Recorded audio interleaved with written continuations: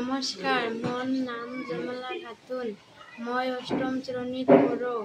মোৰ বিদ্যালয়ৰ নাম ১৪০৬ নং খাটিয়ামাৰী বাটনৰ প্ৰাথমিক বিদ্যালয়।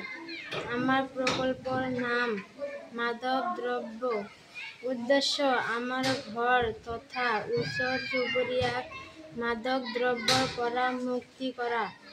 বিৱৰণ: বৰ্তমান আমাৰ গাঁৱত জনসংখ্যা বাঢ়ি যোৱা ও শাসন ব্যৱস্থা নথকাৰ ফলত মাদক দ্ৰব্য সেৱন কৰাৰ পৰিমাণ বৃদ্ধি পাইছে, যাৰ ফলত যক্ষ্মা, কাহ, হাঁপানি আদি ৰোগৰ বৃদ্ধি পাইছে।